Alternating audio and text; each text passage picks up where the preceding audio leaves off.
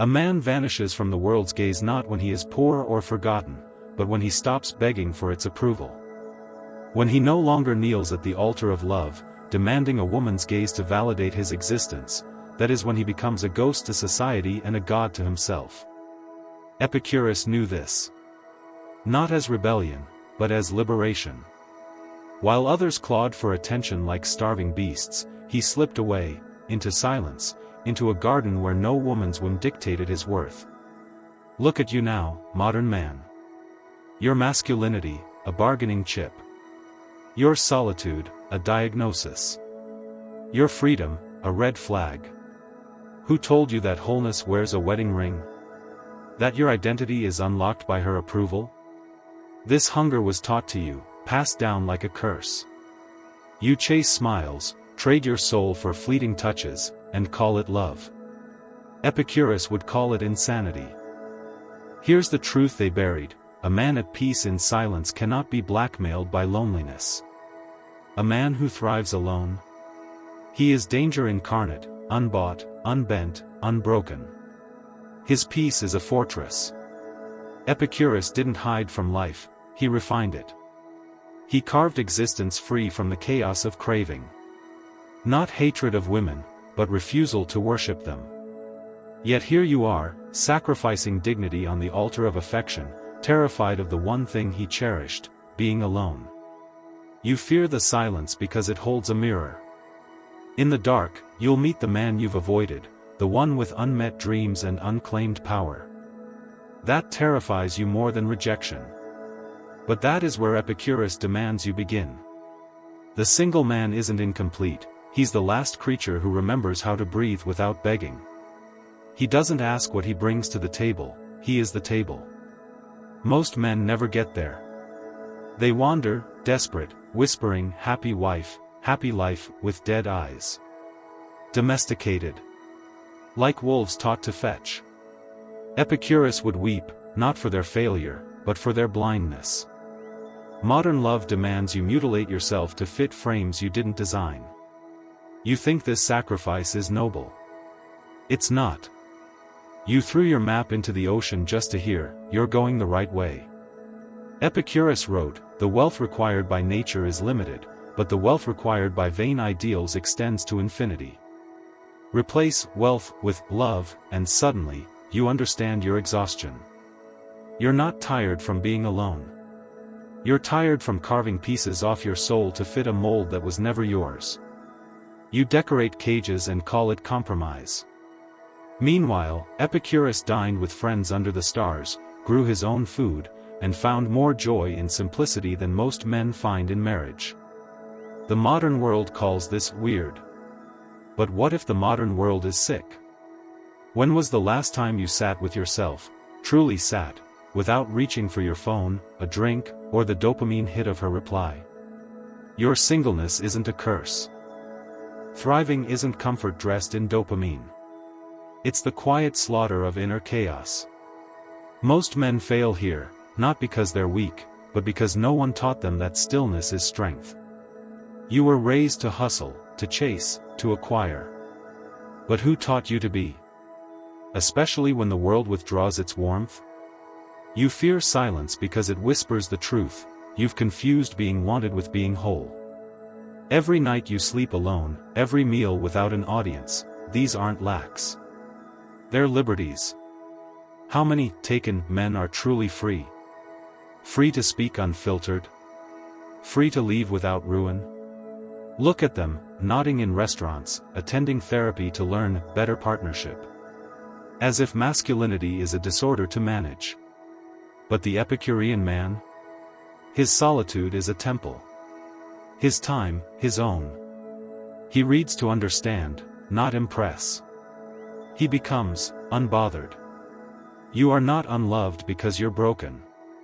You're unloved because this world rewards submission, not kings. Your refusal to grovel makes you terrifying. Good. Be terrifying. The world doesn't need more agreeable men. It needs men who've met themselves in the dark, and stayed. Sovereign men are forged in silence. Women were only the mirror, what you feared was your own reflection in their eyes. The truth that you'd sold your greatness for crumbs of comfort. That every "I love you" you chased was just a mask to avoid confronting the void within. Epicurus sliced through this illusion with a blade so sharp it still cuts today. He knew, the world doesn't oppress men with chains, it does it with distractions. Warm bodies that cool with time. You think you're choosing pleasure, but you're just choosing dependency in a prettier bottle. Epicurus said the key to happiness is friendship, yet we replaced brotherhood with hookups, truth with performance. Now you walk around with a grin stitched to your soul like a wound dressed in perfume. You say you're happy, but only when she's watching. You've turned your heart into a vending mock. They told you to fear the single life, that it means no legacy, no warmth. But ask yourself, did Marcus Aurelius write his meditations between candlelit dinners? Did Da Vinci paint while texting, "Where are you?" Greatness requires stillness. And stillness cannot grow in a house built on emotional turbulence. So be honest, has your singleness ever been deliberate? Or just an accident you've tried to fix? The thriving single man isn't lonely, he's a volcano of potential. His days are shaped not by her moods, but by the architecture of his will. And if he ever chooses love, it's from abundance, not famine. But first, he must earn the right to be whole. That's the journey the world mocks, because it fears what you'll become if you complete it. Usefulness isn't love, it's employment. The moment your value is rooted in utility, you're no longer a partner. You're a tool. Epicurus taught that peace begins when need ends. Modern romance? A contract of mutual ego feeding.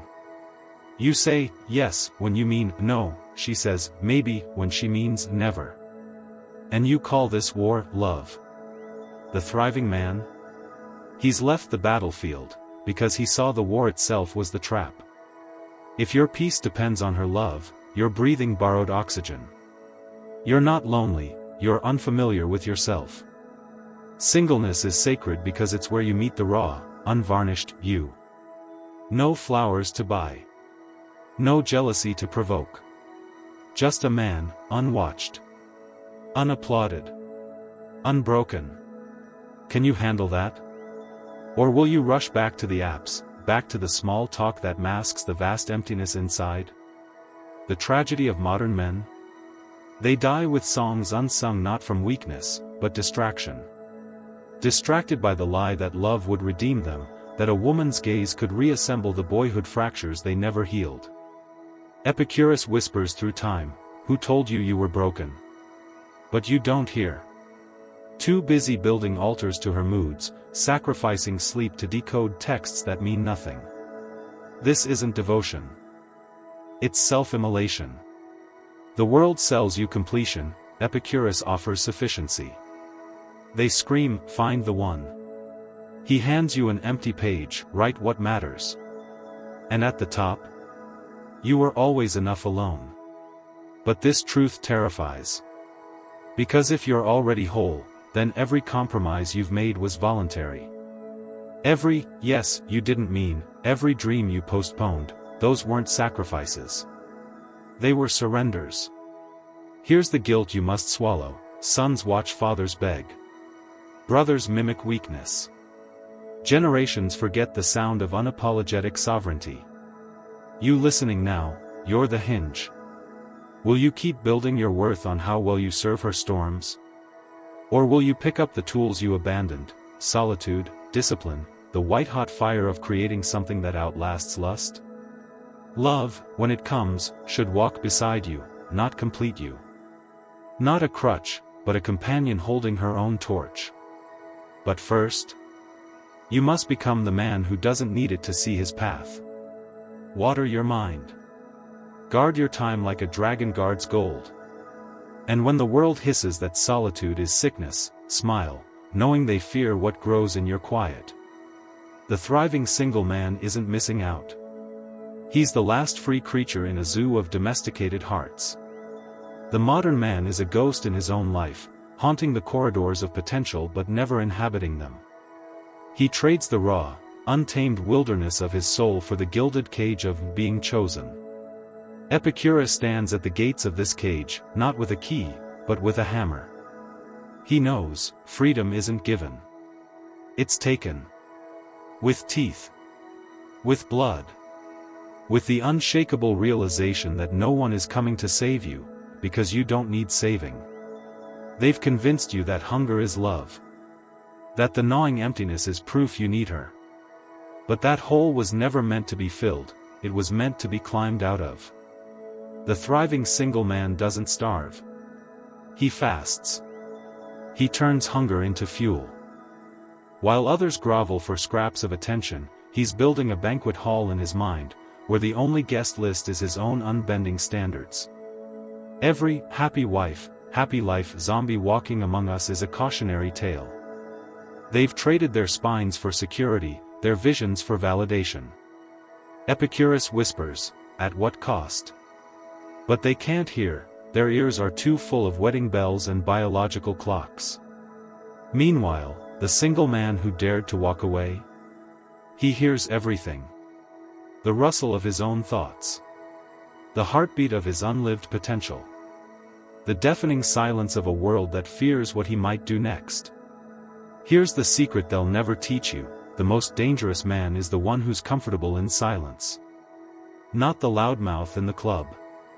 Not the flexer on Instagram. The man who can sit with himself for years, untethered, unvalidated, unbroken, that's the man who changes history. Because he's not afraid of the dark. He's mined it for diamonds. The modern world will call you selfish for choosing yourself.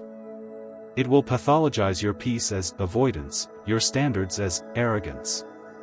But remember, the same voices that condemn your solitude are the ones drowning in it, tethered to screens, to substances, to soulless sex that leaves them emptier than before. Epicurus didn't retreat from life. He advanced toward its marrow. While others licked the bones of validation, he feasted on the meat of meaning. They'll tell you, no man is an island. But continents drown when seas rise.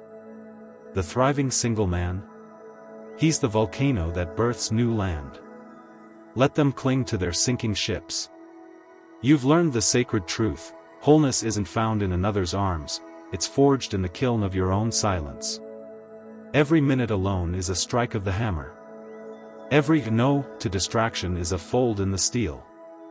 And when you finally emerge, you'll be untouchable, not because you're cold, but because you're tempered. Here's the final rebellion, stop asking why she left. Start asking why you cared. The answer will scald you. Because her absence didn't break you, it revealed you. The trembling boy clutching at love like a life raft wasn't abandoned. He was exposed. And that exposure is your genesis. Epicurus stands at this crossroads with a lantern and a laugh, congratulations. Your healing begins where your need for her ended. So let them whisper. Let them pity your emptied bed. While they sleep tangled in the leash of attachment, you're walking the razor's edge between madness and mastery. And one day, when the noise fades, you'll hear it, the sound of your own breath, your own heartbeat, your own unfathomable depth. That's when you'll understand, this wasn't loneliness. It was initiation. The world feared you'd discover the truth, that the most dangerous man is the one who needs nothing.